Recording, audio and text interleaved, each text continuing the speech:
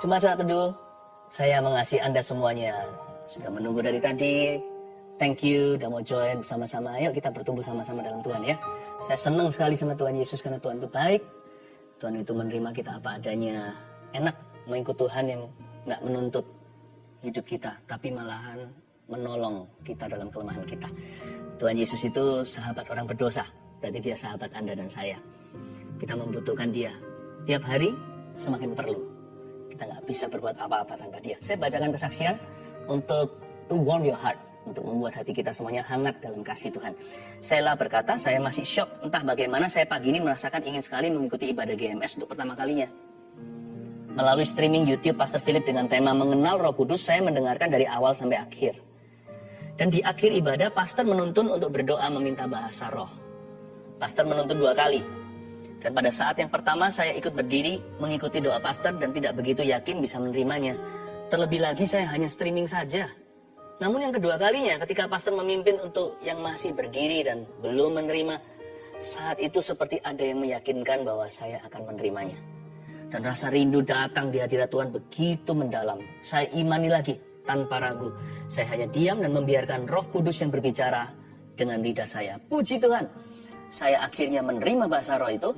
Walau saya tidak mengerti, tapi hati saya merasa sangat damai. Terima kasih Pastor dan tim GMS. Saya harap bisa bergabung dengan CG atau kelompok sel di Malang. Tuhan memberkati. Haleluya ya. Congratulations Sheila. Sungguh Tuhan bekerja, nggak peduli streaming atau enggak kan. Dan ini ibadah minggu ya. Berarti bukan saat teduh hari Rabu Sabtu. Tapi ini live streaming yang langsung ke onsite gereja kita. MIS bersaksi begini. Saat teduh hari Rabu 2 Juni kemarin mengingatkan saya mengenai kemenangan yang saya alami sekitar setahun lalu. Saat baru mulai ikut saat teduh. Saya belajar cara untuk tidur dengan tenang dan nggak khawatir. Serta saya belajar cara untuk lepas dari dosa seks yang mengikat saya. Saya kecewa sama diri sendiri. Dan akhirnya berubah menjadi orang Kristen yang nggak murni.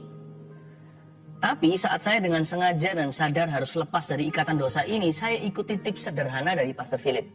Dan puji Tuhan ternyata sudah setahun ini saya tidak tertarik dengan pembicaraan yang menyangkut seks. Benar seperti yang dikatakan Rasul Paulus. Sekarang dosa masa laluku adalah kejijikan untuk aku. Terima kasih semua tim Saat Teduh yang di depan dan yang di belakang layar. We love you and we support you guys. God bless you Pastor and team. We love you too Emmy. Maju terus dalam Tuhan ya. Setahun bukanlah pencapaian yang sederhana untuk bisa tetap taat. Setahun itu 365 hari. Itu Tuhan ulangi 365 kali urapan yang baru dalam hidupmu. We're happy for you. Mary, saya didiagnosa memiliki kanker serviks. Sebetulnya tumor tersebut sebelumnya sempat diobati, akan tetapi tumbuh kembali. Dalam keadaan yang demikian, suami saya Sam selalu nggak henti-henti mendoakan saya. Jujur saya termasuk orang yang kurang dekat dengan Tuhan. Hingga suatu hari, suatu waktu ketika live menonton Saat Teduh bersama Pastor Philip, tanggal 1 Mei 2021 yang berjudul Kasih Agape itu seperti apa? Ada nubuatan dari pastor yang saya yakini dan imani itu untuk saya. 3 minggu berlalu.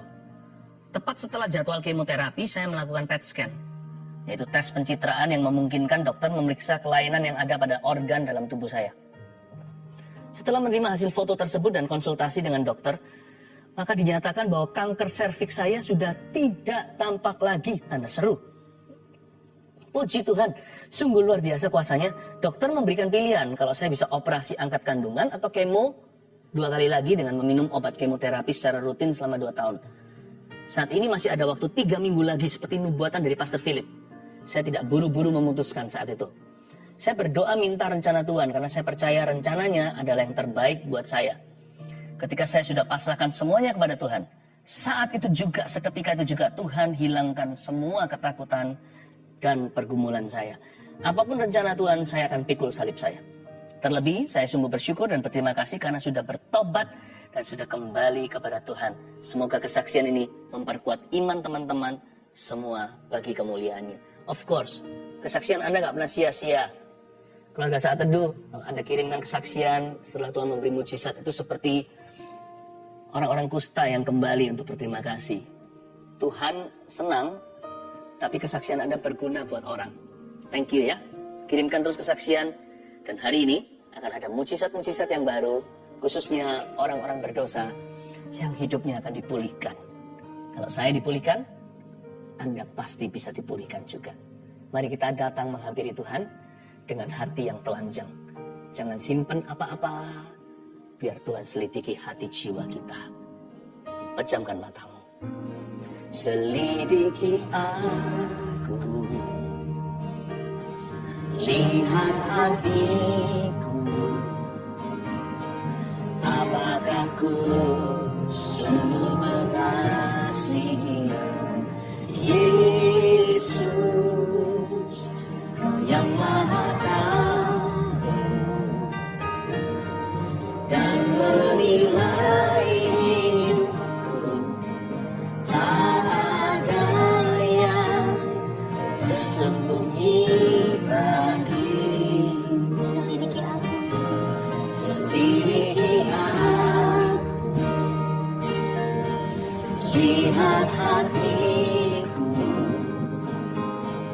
apakah ku sungguh mengasihi Yesus yang Maha Tahu dan menilai hidupku. Tak ada yang tersembunyi bagimu. Aku lihat kebaikan-Mu yang tak pernah habis di hidupku. Ku berjuang sampai akhir. Kau dapati aku tetap setia.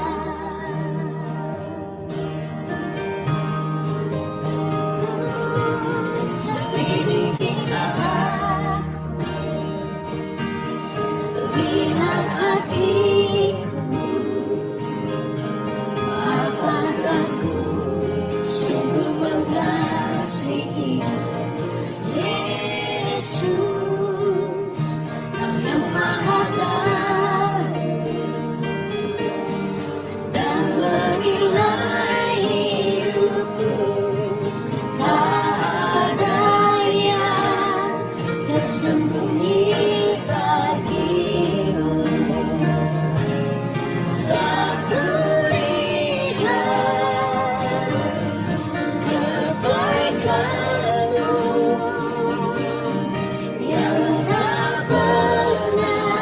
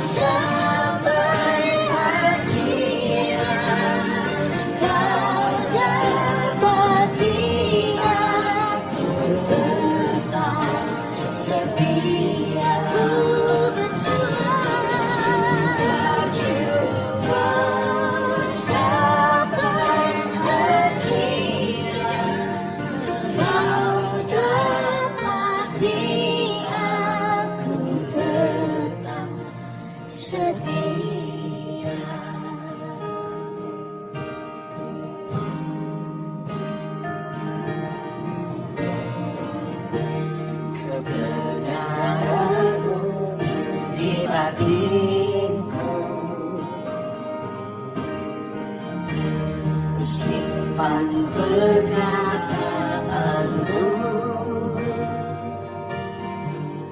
jujur tulus murni di hadapanmu.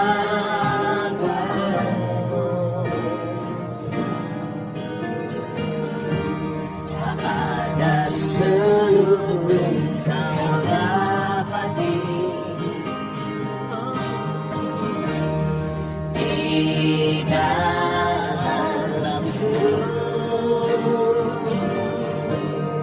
dan hatiku terbuka untuk kau sendiri selalu.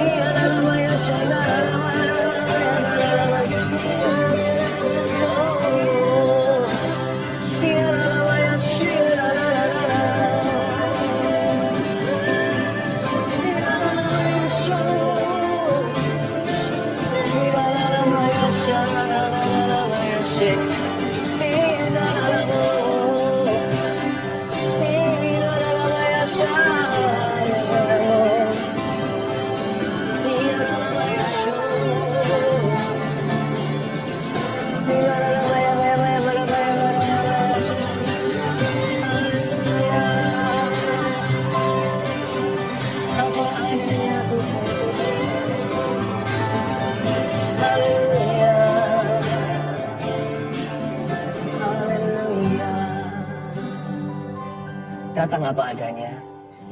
Dia tidak akan menghakimimu. Sebab dia adalah Allah yang penuh dengan kasih sayang kepada orang-orang berdosa seperti kita. Dialah Bapa semua jiwa. Kami berdoa Tuhan agar Kau memulihkan dan menuntun kami semua ke jalan kebenaran-Mu. Tuhan, terima kasih Tuhan. Lucuti hati kami. Buang dan hancurkan semua topeng dan pura-pura. Kami tidak pasang apa-apa. Tidak ada kedok di dalam hadirat Allah. Kami datang apa adanya. Hati kami milik-Mu. Miliki hati kami seluruhnya. Apa adanya. Hatiku milik-Mu. Apa adanya. Hatiku milik-Mu.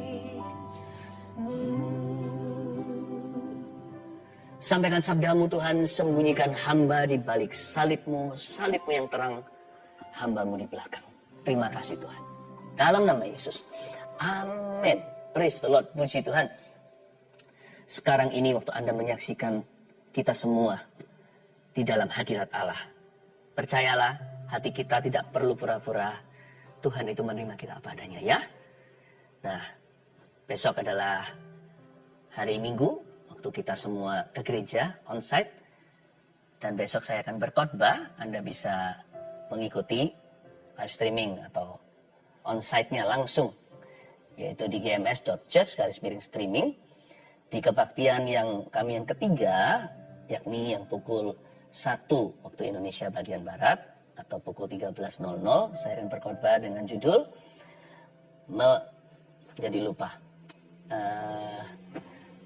mewaspadai roh antikristus. Sedangkan yang di pukul 4 waktu Indonesia bagian Barat atau pukul 16.00, khotbah saya berjudulkan Roh Kudus dari Kejadian sampai Wahyu. Anda bisa ikuti langsung ya. Live chatnya juga buka. Jadi tim kami di belakang layar seperti saat teduh hari Rabu dan Sabtu, kami akan mendoakan Anda dan menjawab setiap tulisan Anda. Dan kita siap untuk melayani setiap orang yang haus dan lapar akan Allah. Dan hari ini saya ingin menyampaikan sebuah firman Tuhan yang berjudul makna pengakuan dosa. Seperti yang saya katakan saat teduh yang lalu, bahwa kita hari ini boleh datang dengan pengakuan kita. Siapkan hati untuk masuk ke hadirat Allah itu apa adanya. Nah, karena dosa adalah pemisah antara Tuhan dengan kita. Segera akui dan tinggalkan. Janganlah ulur-ulur waktu. Kalau kita bisa bertobat segera. Tuhan itu nggak akan menuntut lebih kok. Selain hati kita yang sungguh-sungguh dan menyesali. Setelah itu nanti pertolongan Tuhan yang tiba. Tuhan akan bantu kita. Karena itu pengakuan dosa itu bukan hanya sekedar ritual agamawi. Tidak sedikit kepercayaan di dunia ini yang mempraktekkan pengakuan dosa. Yaitu juga kepada tokoh-tokoh agama. Tapi intisari daripada pengakuan dosa itu bukan kepada manusia. Intinya adalah kepada Allah.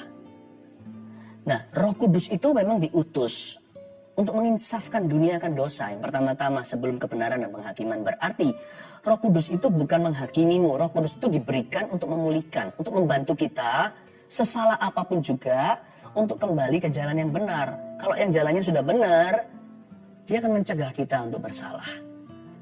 Roh Kudus itu luar biasa. Ya. Jadi kalau kita hari ini, yang saya sampaikan hari ini bukanlah pengakuan dosa yang sifatnya liturgi atau ritual agamawi. Tetapi yang sifatnya koyak hati. Saya ingin Anda dan saya mengerti bahwa ada kuasa di balik pengakuan dosa yang benar di hadapan Allah. Jadi ingat Daud nih, waktu dia bersalah karena Batsheba. Yaitu salahnya dia, si Batsheba adalah korban juga. Dia membunuh, bukan hanya berzina. Di Mazmur 51 yang tidak saya bahas hari ini, itu luar biasa membuat luluh hati. Kata-kata pertobatannya itu loh.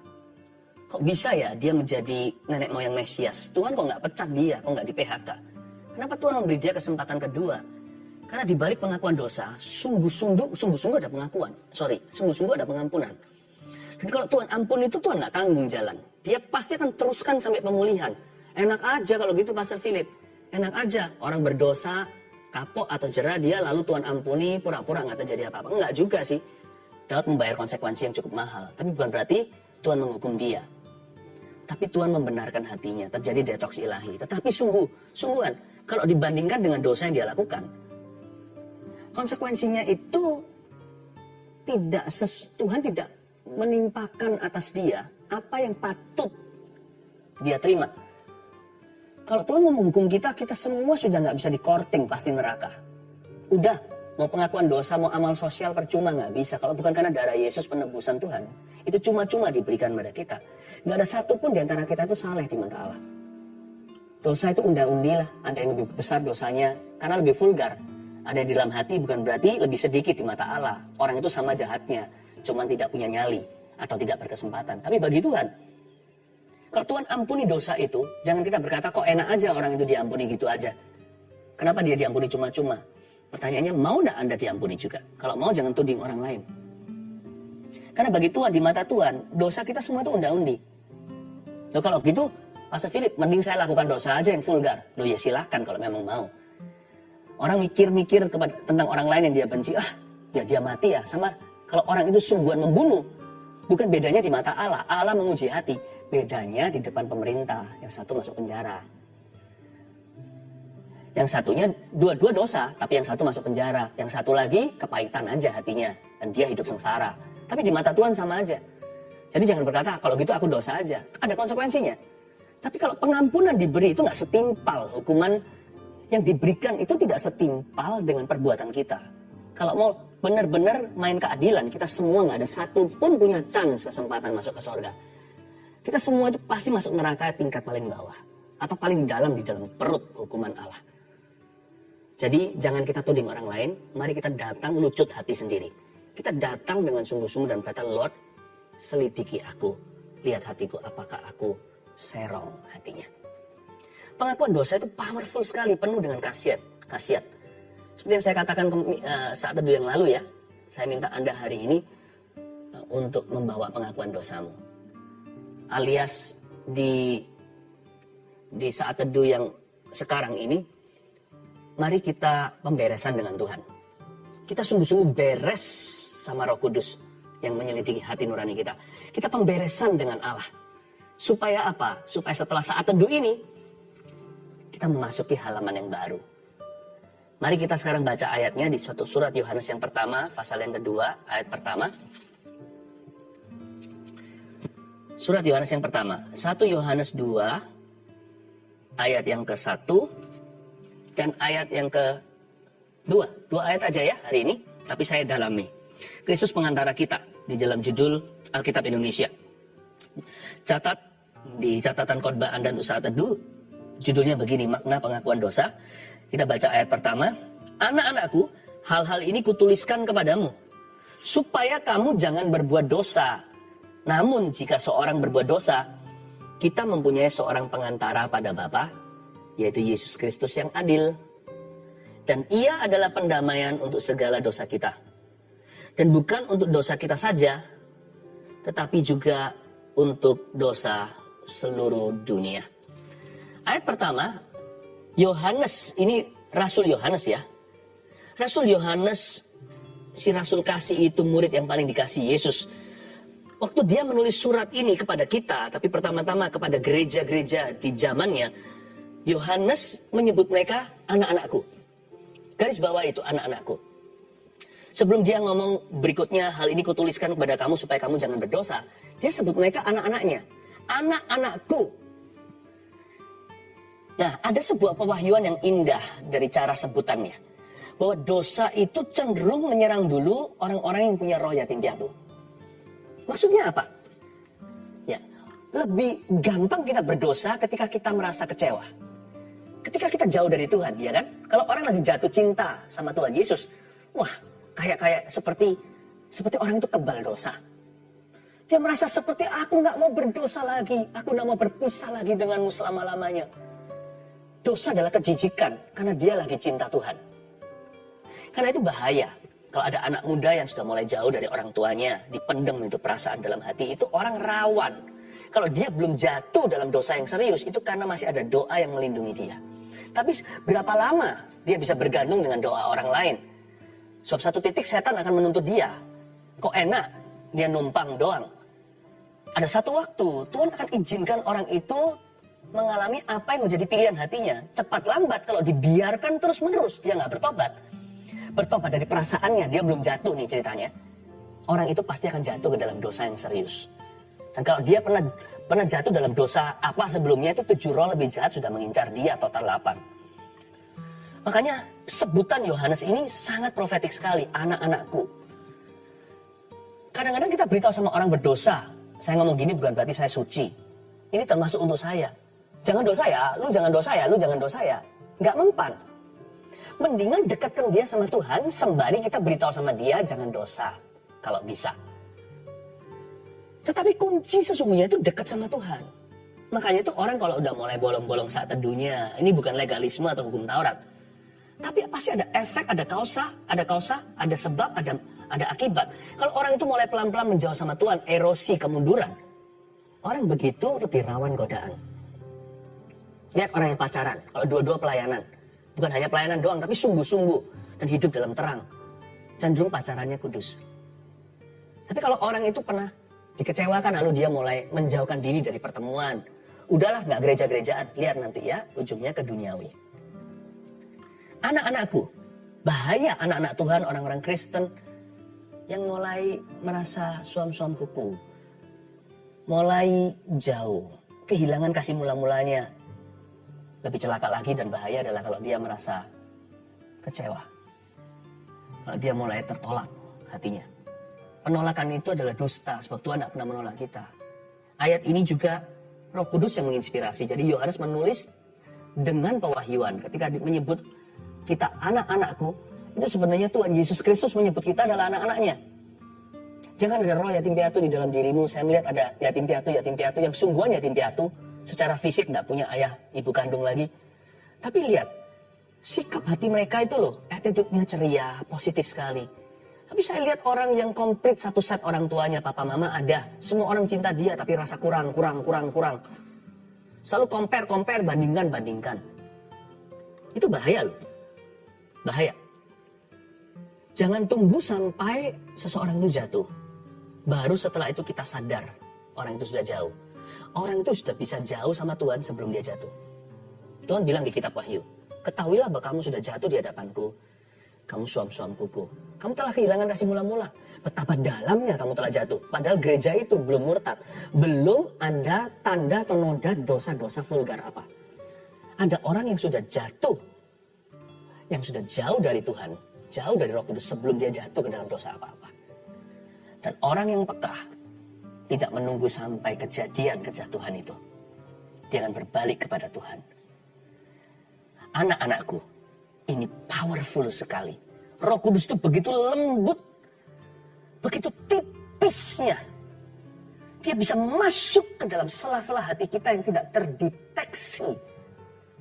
Bahkan ketika kita itu melayani di gereja atau kita di dalam kalayak orang ramai, orang nggak bisa ngerti, padahal kita masih rohani.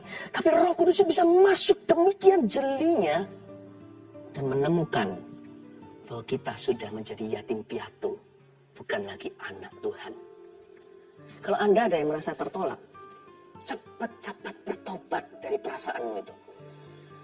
Anda yang mulai mengeluh, Anda yang mulai jauh, Anda yang mulai kecewa, cepat berbalik, lari dari Babilonia. Anak-anakku, hal ini kutuliskan kepadamu supaya kamu jangan berbuat dosa. Supaya kamu jangan berbuat dosa. Ini adalah kalimat yang menunjukkan God's desire for every Christian. Sebenarnya for everyone in this world. Tapi kita realistis saja. Ini adalah kerinduan Tuhan bagi anak-anaknya. Untuk setiap orang Kristen yang lahir baru, terutama.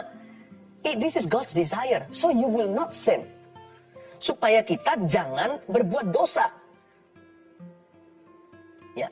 Dan Tuhan, karena Tuhan itu begitu rindu, Tuhan itu adil. Tuhan itu benar. Jadi Tuhan nggak pernah gini loh.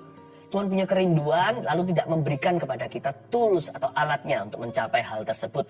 Tuhan nggak suruh kita makan, lalu simpan sendoknya. Ya kan? Tuhan enggak suruh kita bertobat tanpa terlebih dahulu dia korbankan putranya di Kalvari.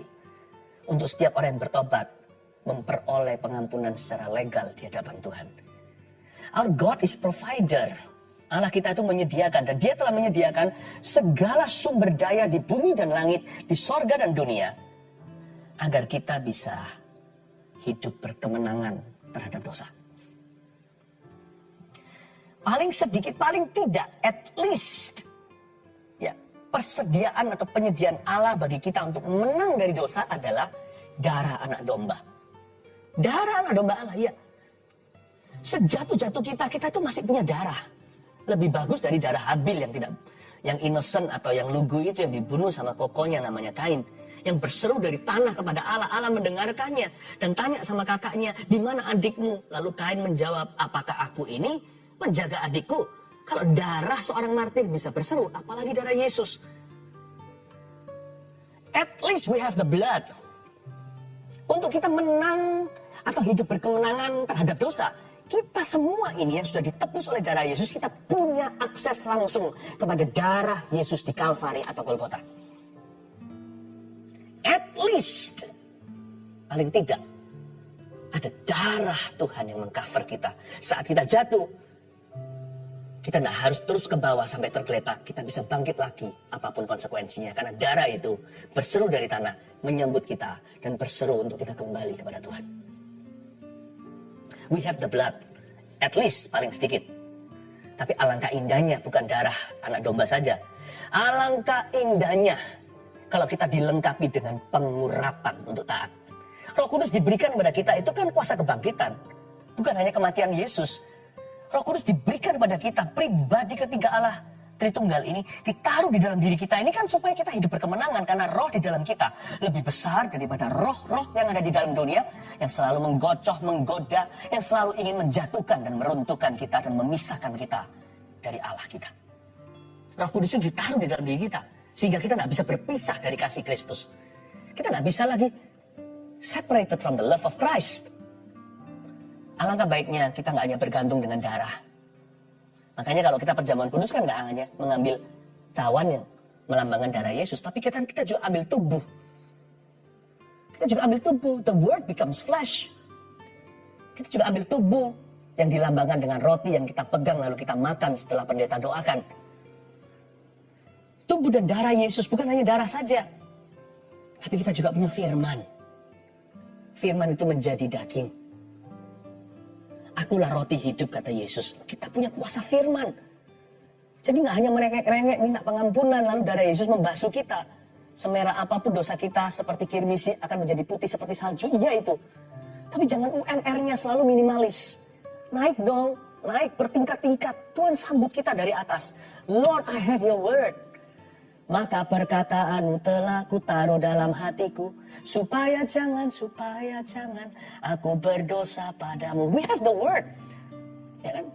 Dan kita juga punya pengurapan, the anointing. Kita punya urapan Roh Kudus, penolong yang lain yang Yesus janjikan, saat aku naik ke sorga kembali kepada Bapa, aku akan meminta kepada Bapa untuk memberikan padamu penolong yang lain, Parakletos, Roh Suci itu. Aku akan memberimu kuasa menjadi saksi, bahkan bukan hanya tidak berdosa. Kamu akan bisa menobatkan orang berdosa. Wahai, luar biasanya kita menjadi lebih dari pemenang. We don't have only the blood. We have the anointing. Kita tidak punya darah Yesus saja, kita punya urapan. Urapan Roh Kudus. Jadi jangan sampai kita itu menangnya pas-pasan gitu. Kalau jatuh ya bangun. Yohanes itu sangat realistis. Nanti kalau kita baca berikutnya ya, dia ngomong begini, kita baca aja. Namun jika seorang berbuat dosa, nah realistis kan? But if anyone should sin, ya. Namun jika seorang berbuat dosa, kita mempunyai seorang pengantara pada Bapa, yaitu Yesus Kristus yang adil. Yohanes itu realistis. Ini sudah kakek-kakek tua ketika dia menulis surat-surat terakhirnya. 1 Yohanes salah satu surat-surat akhirnya. Tentunya yang terakhir adalah Wahyu. Nah, Yohanes ini sudah jadi orang tua. Usianya sudah 80, misalkan. Dia ngerti realistisnya. Dia itu udah melihat realita. Dia lihat pada dirinya, dia lihat pada orang lain, pada Petrus yang masih kadang-kadang jatuh bangun, udah jadi rasul pun masih pernah munafik, ditegur sama Paulus. Dia lihat bahwa realita kita itu tidak seindah dan sesempurna yang kita kira. Manusia masih jatuh bangun sih, masih belajar dari kesalahan minimal. Makanya itu Yohanes berkata gini, namun jika seorang berbuat dosa. Dari kalimat namun jika seorang berbuat dosa, ini saya bisa mengambil kesimpulan bahwa we do not have to sin. Ini kan kata namun jika, ini kan nggak tentu. Ini kan pilihan, ya kan? Namun jika seorang berbuat dosa, namun jika it is so clear to me that we do not have to sin. Sangat jelas bahwa kita tidak harus berbuat dosa. Namun demikian, tetap kadang-kadang kita berdosa. Maka kita lanjutkan. Yohanes memberi solusinya. Kakek iman ini punya jalan. Namun jika seorang berbuat dosa, kita mempunyai seorang pengantara pada Bapa, yaitu Yesus Kristus yang adil. Isn't that beautiful? Kalau sampai dosa ya nak, kamu punya seorang pengantara. It's not the end of the world. Belum kiamat. Pengantara pada Bapa itu yaitu Yesus Kristus yang adil. Nah, kata pengantara ini saya mengambil kesimpulan kalau ada seorang pengantara, berarti setiap kali kita berdosa, hubungan kita dengan Tuhan itu terganggu. Setiap kali kita itu jatuh dalam sebuah dosa, persekutuan kita dengan Tuhan itu rusak. Jadi dosa itu memang breaks our fellowship with God, atau dosa itu memutuskan persekutuan kita dengan Tuhan. Kalau nggak gitu nggak ada kata pengantara. Kalau fine-fine saja, how are you? I'm fine, thank you. Kalau kita ada pengantara, itu berarti ada putus di tengah. Kalau ada jembatan, itu berarti ada lubang atau lembah, atau paling tidak lautan. Dan Tuhan berkata, Yohanes berkata, jika seorang berbuat dosa, kita punya seorang pengantara. Nah, pengantara di sini artinya advokat. Advokat itu lawyer atau pengacara. Kamu punya seorang pengacara in your favor, seorang pengacara yang menjadikan kamu favoritnya. Bedanya pengacara di dunia dengan pengacara yang adalah Tuhan Yesus di sini, pengacara di dunia itu memutihkan yang hitam. Artinya, salah pun bisa jadi benar. Kalau Tuhan nggak begitu loh. Pengacara ini berbuat lebih daripada yang dibayar.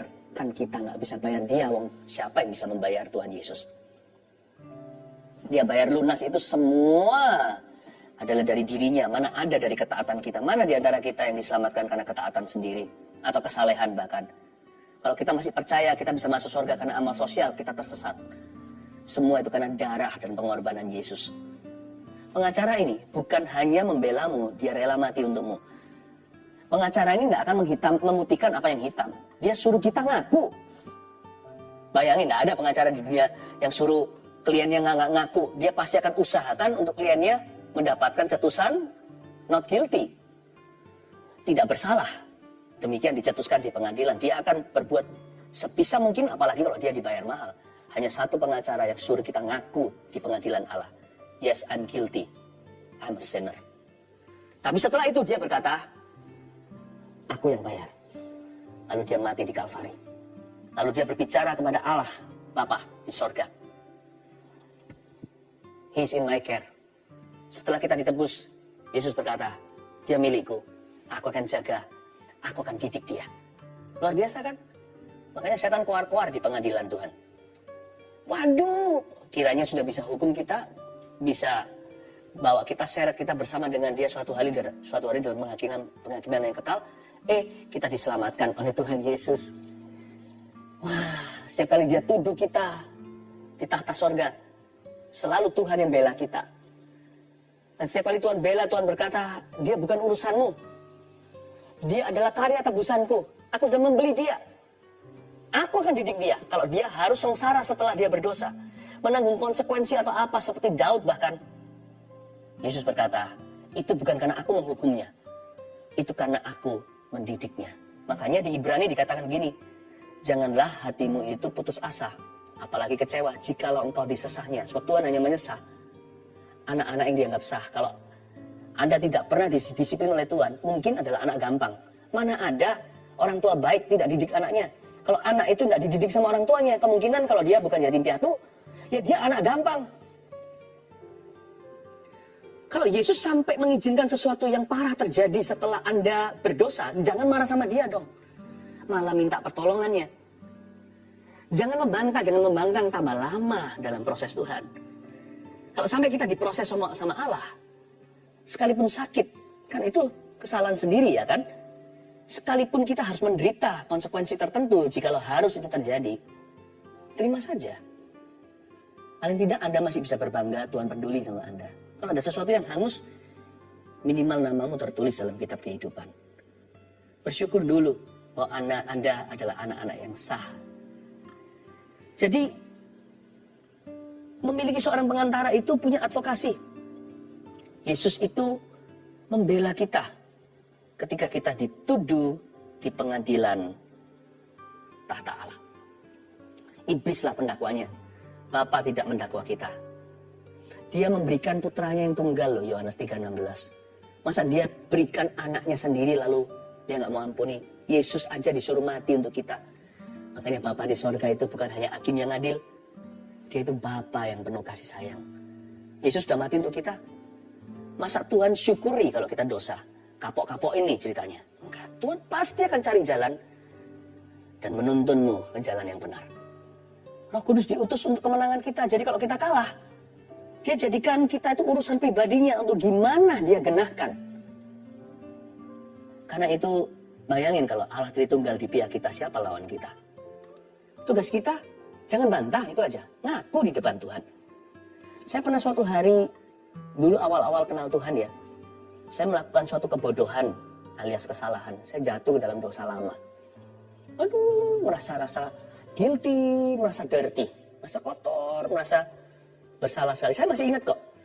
Lalu hari itu menjadi hari yang sangat miserable, hari yang sangat-sangat tidak enak bagi saya. Apapun juga hati saya itu down sekali. Mau lari dari Tuhan juga rasanya sampai kapan? Saya tahu nih, cepat lambat saya harus kembali. Lebih baik cepat daripada lambat. Saya mau kembali sekarang, saya takut. Saya kembali sekarang, saya merasa kok enak ya, seperti ada dakwaan. Itu loh. Setiap kali Anda mau kembali itu susah. Itu karena di sebelah kiri kanan itu ada yang mendakwa Anda. The accuser of the saints. Pendakwamu itu namanya setan. Enak aja lu, habis dosa, datang ke Tuhan minta maaf. Ya, gitu bilang cinta Tuhan. Aduh, membuat saya mau maju selangkah nggak jadi. Kamu kan sudah tahu, udah janji dulu nggak lakukan itu lagi. Kenapa kok jatuh lagi? Pendusta kamu. Kamu pendusta kamu.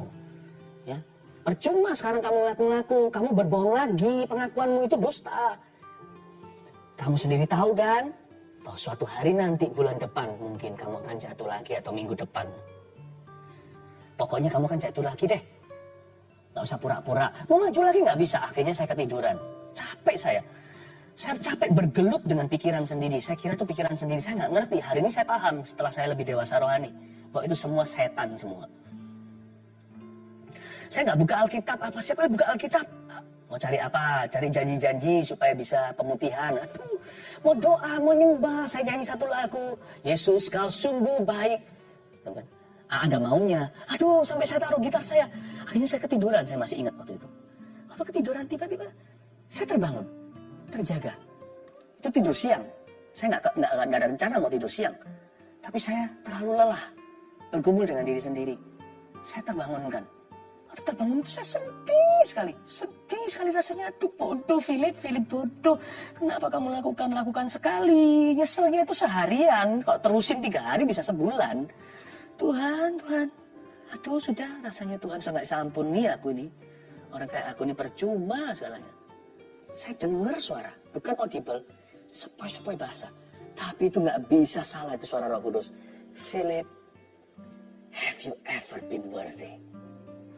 Kaget saya, Philip, emangnya kamu pernah layak tah di hadapanku? Tiba-tiba di depan saya itu seperti penglihatan, tapi bukan melihat TV gitu. Tapi saya lihat dengan jelas. Bukan halusinasi, itu seperti di setel video, adegan dan semua klip-klip dosa saya. Dari saya kecil sampai besar, sampai nggak peduli, saya sudah kenal Tuhan. Waktu saya umur 18 tahun, saya masih jatuh bangun dalam dosa, itu di setel semua. Seperti film yang terus jalan di depan saya. Lalu sekali lagi suara itu di hati saya. Tell me, When have you been worthy? Kapan kamu pernah layak? Nangis saya, nangis. Bertuhan, thank you, thank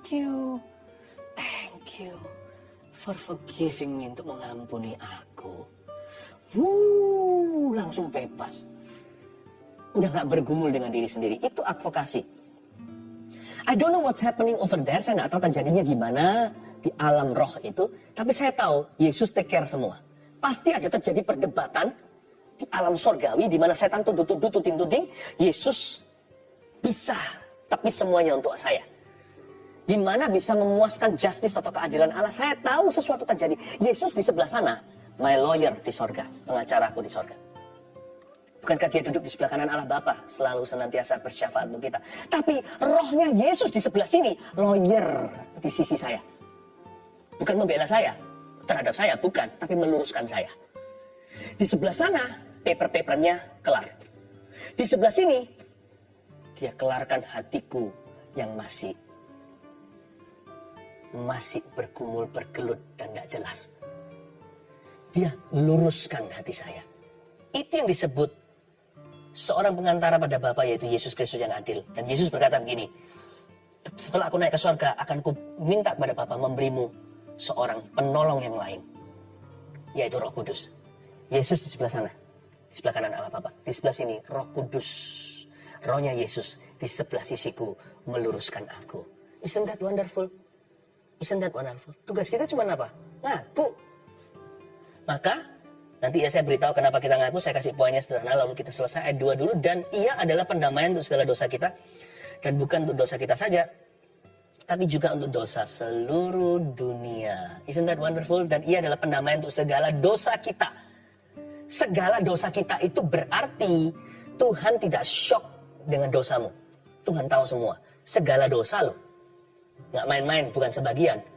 Berarti Tuhan itu tidak shock sama kelemahan Anda. Tuhan tahu semuanya. Dan dia adalah pendamaian untuk segala dosa kita yang dia berikan bukan hanya penebusan di Kalvari. Kata pendamaian itu bukan hanya atonement atau penebusan, tapi juga help. Tapi juga bala bantuan. Tuhan memberi kita banyak pertolongan untuk menolong kita. Contohnya keluarga yang support kita. Kalau Anda punya keluarga yang baik. Kalau enggak pun Tuhan masih punya keluarga lain untuk dirimu, minimal keluarga Tuhan. Gereja itu juga help. Pendamaian. Bukan hanya atonement, penebusan. Itu juga bala bantuan yang Tuhan berikan dalam hidupmu. Makanya itu sampai sekarang masih berlaku loh. Kalau ada hashtag saya butuh teman, Gereja Mawar Siaran akan segera untuk merangkulmu dan membantumu. Bala bantuan apa lagi? Saya diberikan karunia berbahasa roh, berbahasa lidah. Jadi kalau saya digoda sesuatu ya, kalau saya nggak tahan, minimal saya bahasa roh. Nggak usah minimal, 10 menit aja lah maksimal. Ya, 5-10 menit saya berbahasa roh, itu beda loh. Tadi waktu saya digoda bisa langsung jatuh dalam dosa. Kalau saya tunggu 10 menit, itu bisa beda loh. Apalagi kalau saya berbahasa lidah, kalau saya berdoa berbahasa roh begitu. Godaan itu menyusut. Saya bisa berpikir jernih karena Roh Kudus yang take control atau yang mengendalikan. Itulah kata pendamaian. Nah, saya kasih 3 poin sederhana, saya selesai dengan ini. Bagian kita hanyalah mengakui dosa kita. Nanti lawyer yang urusi semua. Kenapa kita mengaku dosa kita? Maknanya di mana? Apa sih makna pengakuan dosa? Tulis yang satu. Kenapa kita mengaku dosa ya? Karena pengakuan dosa itu artinya setuju. Kita setuju dengan Tuhan kalau kita memang salah. Jangan bantah, jangan menyangkal. Kita memang salah. Bawa kata-kata pengakuanmu. Itulah makna pengakuan dosa. Setuju dengan Tuhan. I agree with you, Lord. You're right, I'm wrong. Yang kedua, kenapa mengaku dosa? Untuk memastikan kita tidak menyembunyikan apa-apa dari Tuhan. Karena Tuhan itu menghendaki kebenaran dalam batin. Diam-diam dia memberitahukan hikmat. Jangan sembunyikan apa-apa. Tuhan tahu nggak dosa kita tanpa kita ngaku? Tahu. Tapi waktu sebelum kita ngaku, kita masih bersembunyi. Seperti Adam dan Hawa di balik pohon-pohon dengan cawat buatan. Tapi waktu kita mengakui dosa kita, itu tumpah ruah jiwa kita. Kita apa adanya. Yang terakhir, kenapa kita mengakui dosa kita di hadapan Tuhan? Bawa kata-kata penyesalan kita. Itu karena kita sedang memohonkan pertolongan Tuhan atas kelemahan kita. Waktu kita mengakui kita lemah, dia kuat. Tuhan, ampuni aku ya, aku menyesal. Aku minta tolong, jangan janji palsu. Minta tolong kau bantu aku untuk menang atas kebiasaan burukku. Saya yakin loh, bahkan efek khasiatnya daripada mengaku dosa itu, Yakobus 5 ayat 16 nggak usah dibuka. Karena itu hendaklah kamu saling mengakui dosamu dan saling mendoakan supaya kamu sembuh. Bahkan ketika kita mengaku dosa kita dengan sungguh-sungguh, kesembuhan pun kerap kali terjadi. Ada terjadi miracles karena ada kuasa dalam pengampunan dosa. Mari kita bawa hati kita yang kotor sekalipun kepada Tuhan. Haleluya. Tertindih dengan beban berat, dosa dunia menjerat,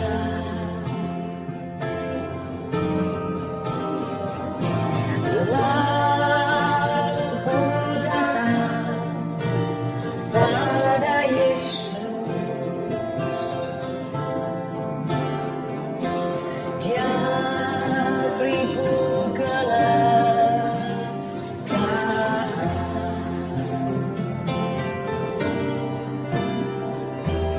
sejak ku jumpa Tuhan Yesus, dosaku telah ditebus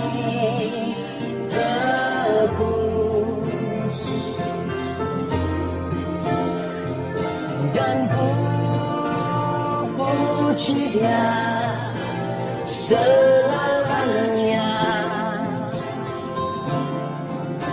Thank you Lord.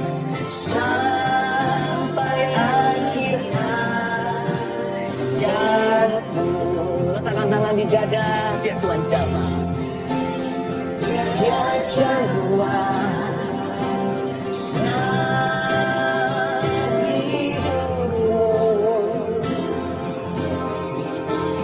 dan beri damai di hatiku.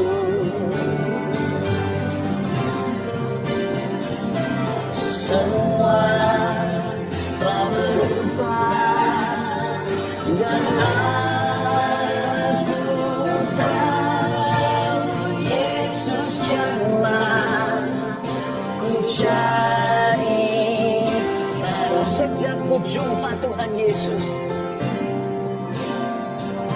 Sejak ku jumpa Tuhan Yesus, dosaku telah ditebus. Mari kita memujikan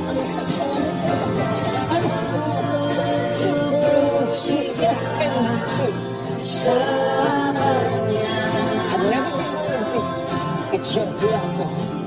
Sampai akhir hayatku.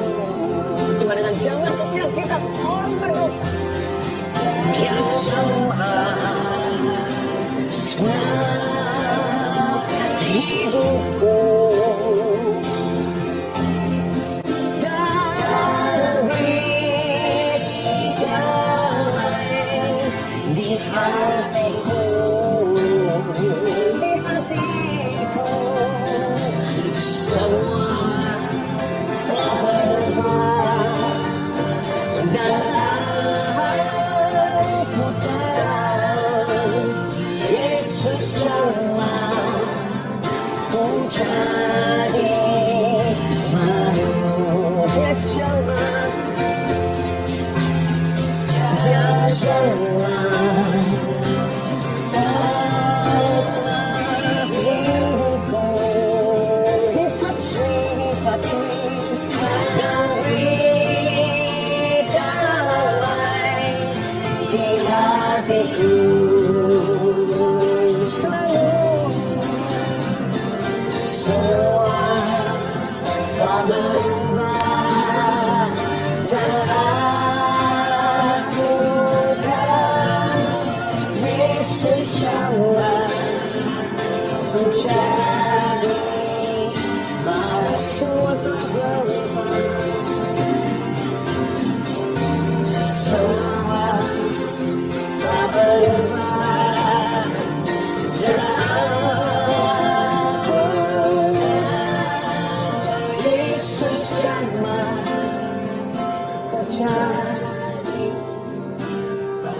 Mari kita kotori live chat ini ya, dengan pengakuan dosa lumuri.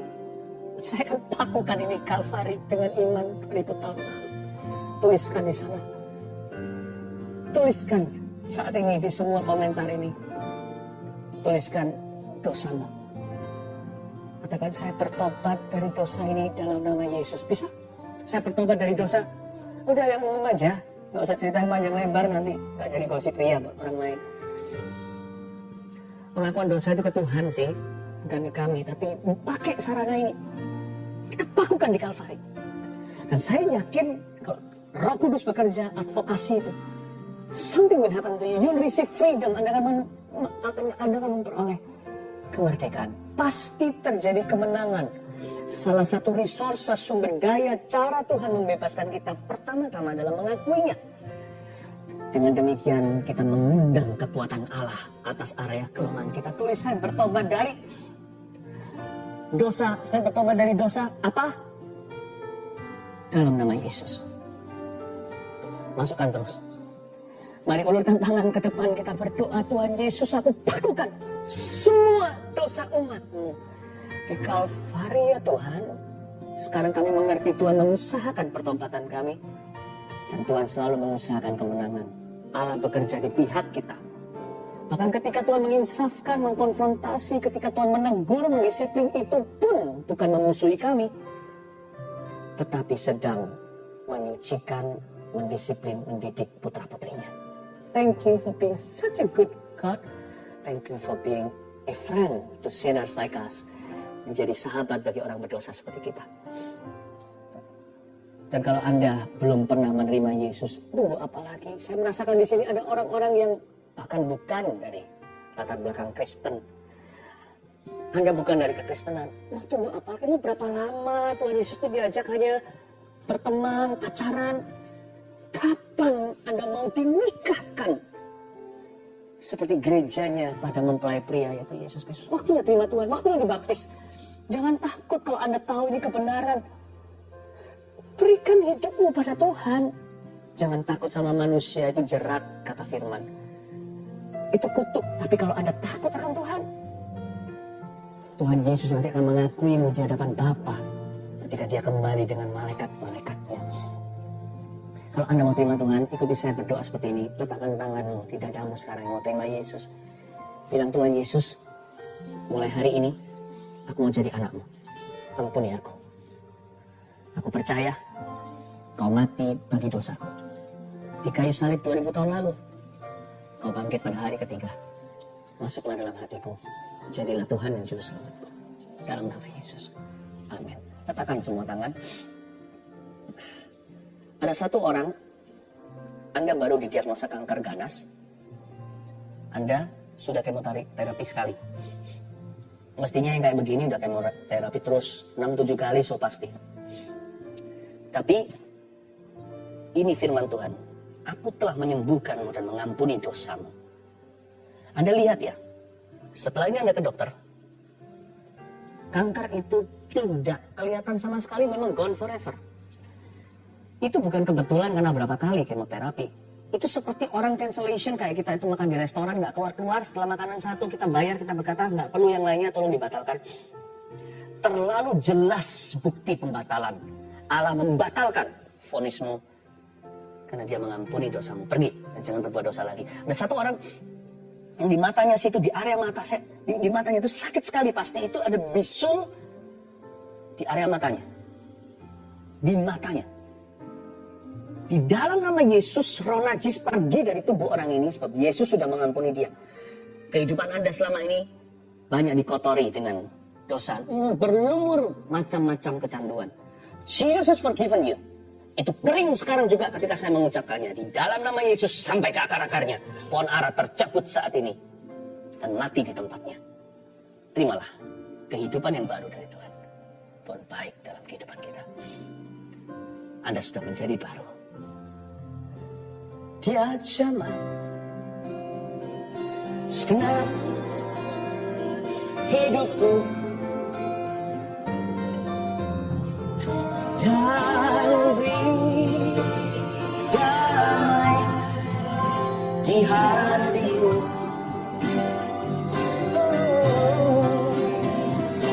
Semua telah berubah dan aku pulang.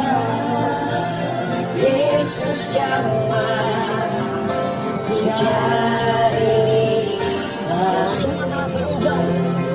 Iman itu, deklarasi. Semua telah berubah. Amin, gua kesaksian.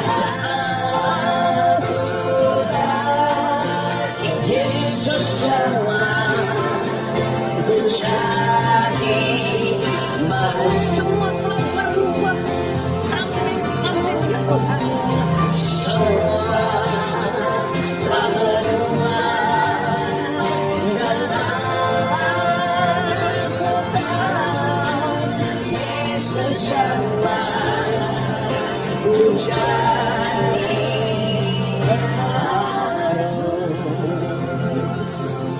Jangan lupa untuk subscribe, selain komen juga, dan Anda tekan tombol lonceng itu supaya saya terus bisa membimbing Anda ya. Love you so much. Dan juga besok onsite, langsung live streaming, seperti yang saya katakan tadi, ya, pengumumannya juga akan ada nanti.